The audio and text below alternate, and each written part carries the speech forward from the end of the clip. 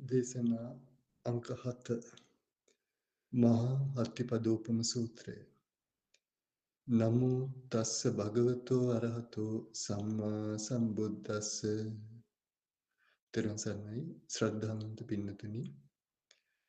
අපි පසුගිය දේශනාවේදී කතා කළා සාරිපුත්ත මහරහතන් වහන්සේ වදාලා ඒකේච කුසල ධම්මා සබ්බේතේ චතුසු අරිය සත්‍යේසු සංඝං ගච්ඡanti කියලා.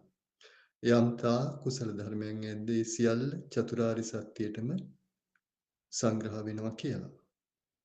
කතමේසු චතුසු කවර චතුරාර්ය සත්‍ය ධර්මයක්ද? කවර ආර්ය සත්‍යයක්ද? කවර හතරක්ද? දුක්ඛේ අරිය සත්‍යේ, දුක්ඛ සමුදය අරිය සත්‍යේ, දුක්ඛ නිරෝධය අරිය සත්‍යේ, දුක්ඛ නිරෝධ ගාමිනියා පටිපදාය අරිය සත්‍යේ. දුක්ඛ සමුදය නිරෝධ මග්ග කියන චතුරාර්ය සත්‍යය. එක එකක් අරගෙන ඊගාවට සාරිපුත්ත මහරහතන් වහන්සේ විස්තර කරනවා මුලින්ම දුක්ඛාරි සත්‍ය. කතමංචාවසෝ දුක්ඛං අරිය සත්‍යං. ප්‍රියාස්මත්නි දුක නම් වූ ආරි සත්‍ය කියන්නේ මොකක්ද? ජාතිපි දුක්ඛා. ඉපදීම දුකක්. ජරාපි දුක්ඛා. වයසට යාම දුකක්.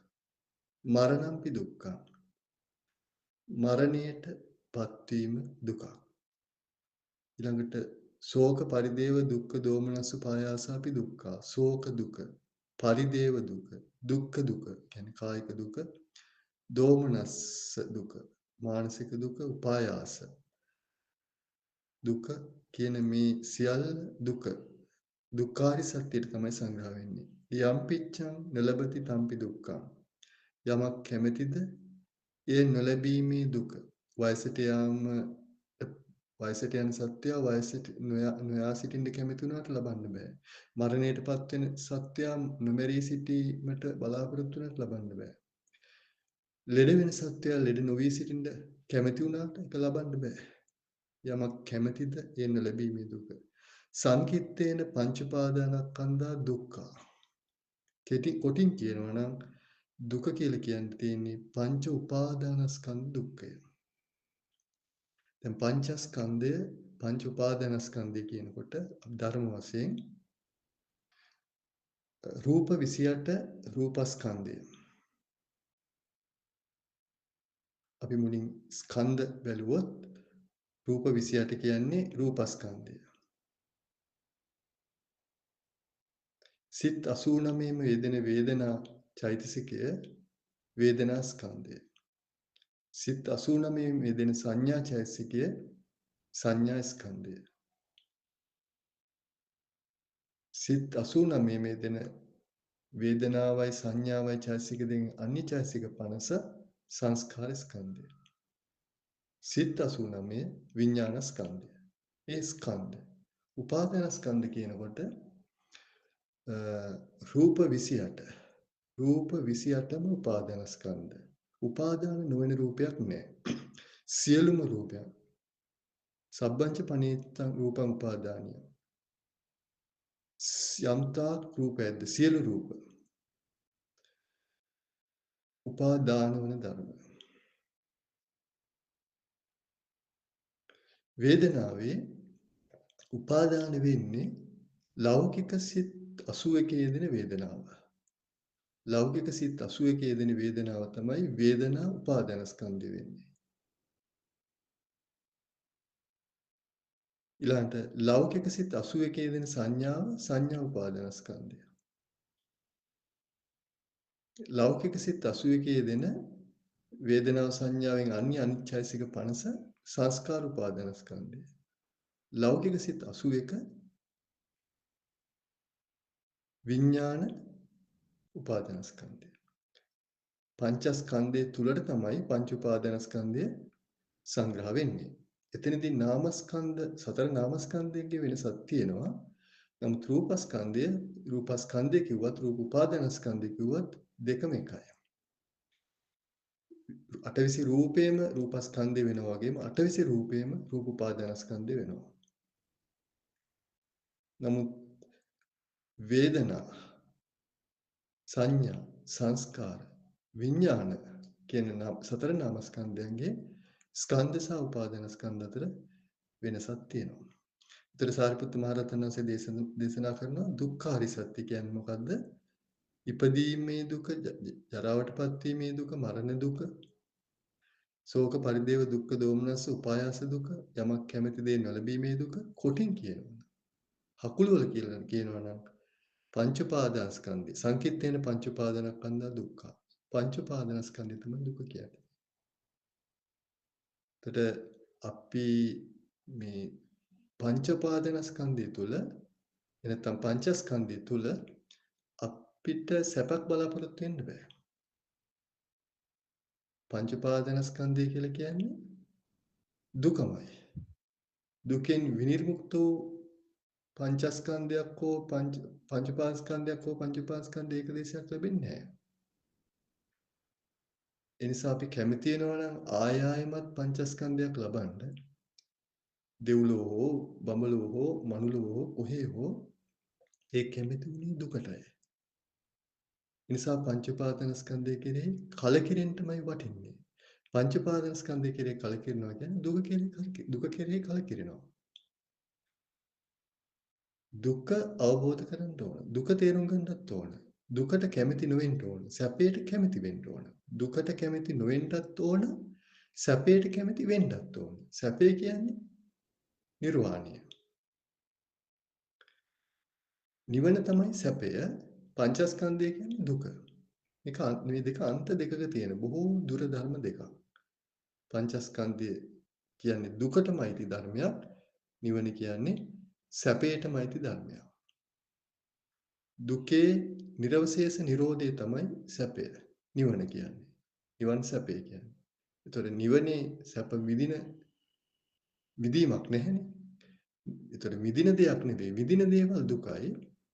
එතකොට දුකෙන් දුක් විඳීමෙන් නිදහස් වීමම තමයි සැපය. ඒක තමයි නිවන කියන්නේ.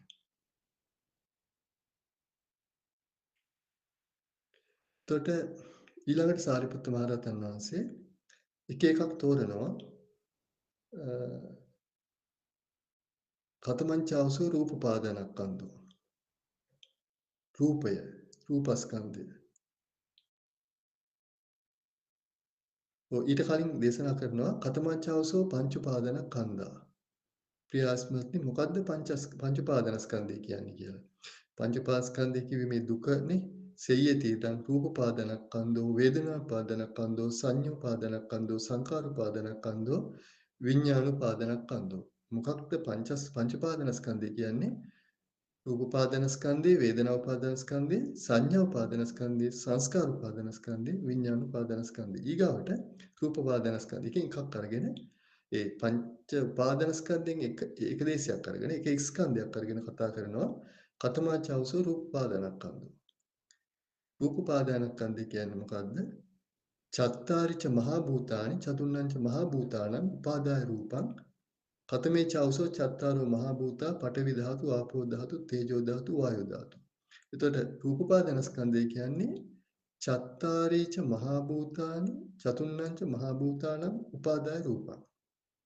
මහා භූත රූප හතරක්. පඨවි රූපේ, ආපෝ රූපේ, තේජෝ රූපේ, වායෝ රූපේ. මේ ප්‍රධාන රූප හතර. සහ ඒ ප්‍රධාන රූප නිසා හටගන්න රූප උපාදා රූප 24ක්. මේ රූප 28 තමයි මේ එක සත්‍යය තුළ ලැබෙන්න පුළුවන් උපරිම රූප සංඛ්‍යාව 27යි. එක පුද්ගලයෙක් තුළ නමුත් සියලු රූප ධර්ම 28ක්. එතකොට රූපපාදනස්කන්ධය කියන්නේ මේ රූප ධර්ම 28. ප්‍රධාන රූප 4 සහ මේකේ දක්වන ප්‍රධාන රූප 4 කතමේ චෞසෝ චත්තාරෝ මහ භූතා පඨවි ධාතු ආපෝ ධාතු තේජෝ ධාතු වායු ධාතු කියලා. ඒතර ಜಾතිය හැටියට ඉපදීම දැන් ලැබෙන්නේ අපි ඊළඟ දේශනාවේදී කතා කරමු. ඉපදීම ලැබෙන ආකාරය එක එක ලෝකවල එක එක ආකාරයෙන් ලැබෙනවා. ඒක ಜಾති සංජාති ඔක්කාන්ති අබිනිබ්බන්ති කන්දානම් පාතු භාවෝ ආදීන් දක්වනවා. එක එක ලෝකවල සමහර ලෝකවල රූප සම්පූර්ණ වෙලා ලැබෙනවා. සමහර ලෝකවල රූප අපරිපූර්ණව ලැබෙනවා. දැන් අපිට උනත් ලැබුණේ මනුස්ස ලෝකයේදීත් අපරිපූර්ණ උපතක්නේ. ඒතර අපේ පටිසන්ධික්ෂණයේදී අපිට කාය දසක, භාව දසක, වස්තු දසක කියලා දසක කලාප තුනක්. රූප කලාප තුනක් විතරයි ලැබුණේ. එතකොට අපිට චක්කු දසක, සෝත දසක, ගාහන දසක, ජීවා දසක මේවා ලැබුණේ නැහැ. මේවා ලැබුණේ පටිසන්ධියෙන් දින 77කට පසුවයි. පටිසන්ධික්ෂණයේදී ලැබුණේ ඒකාන්ත කර්මජ කලාප තුනක් විතරයි. කාය දසක කලාපය, භව දසක කලාපය, වස්තු දසක කලාපය. මේ කලාප තුන අපිට ලැබුණේ කර්මයෙන්මයි. මවගේ පියාගේ සම්බන්ධයක් නැහැ. ඒ සම්බන්ධය සිද්ධ වෙන්නේ පස්සේ. ඒතර පටිසන්ධියේදී අපිට ලැබෙන්නේ ඒකාන්ත කර්මජ කලාප තුනක් විතරයි. අපේ ගිය ජීවිතයේ මරණාසන්න මොහොතේ මරණාසන්න කාලයේදී ජවණයට ඉදිරිපත් වුණු කුසල කර්මයේ විපාකයේ විදිහට මේ ජීවිතය අපිට කර්මජ කලාප තුනක් ලැබුණා. භව වස්තු දසක, කාය දසක, භව දසක කියලා. එතකොට ඒ වගේ එක එක ලෝකවල අපි ඉදිරි දේශනාවලදී කතා කරමු. එක එක දේශනාවල নানা ආකාරයේ උපත් ලැබෙනවා. එතකොට ඒ උපත පංචස්කන්ධයක් වෙන්නත් පුළුවන්, ස්කන්ධ හතරක් වෙන්නත් පුළුවන්, ස්කන්ධ එකක් වෙන්නත් පුළුවන්. පංචෝකාර භවයක, චතුෝකාර භවයක, ඒකෝකාර භවයක එක එක ලෝකවල ඒ විදිහට එක එක ස්කන්ධ ප්‍රමාණයක් ලැබෙනවා. ඉතින් පංචස්කන්ධෙම ලැබුණත් පංචස්කන්ධෙන් ඒක දේශයක් ලැබුණත් ලැබුණේ දුක තමයි. ඉතින් දුකෙන් නිදහස් වෙන වැඩපිළිවෙලක් භාග්‍යවත් අරහත් සම්මා සම්බුදුරජාණන් වහන්සේ දේශනා කළේ. ඒ නිසා අපි මේ දුක කෙරේ කලකිරිලා දුක අවබෝධ කරගෙන දුකෙන් විනිර්මුක්ත වූ ඒ අමහා නිවන සාක්ෂාත් කරගන්නයි විශේෂින් සෑම කල්ලි උත්සාහවත් වෙන්න ඕන. සම්මා සම්බුදු සරණයි.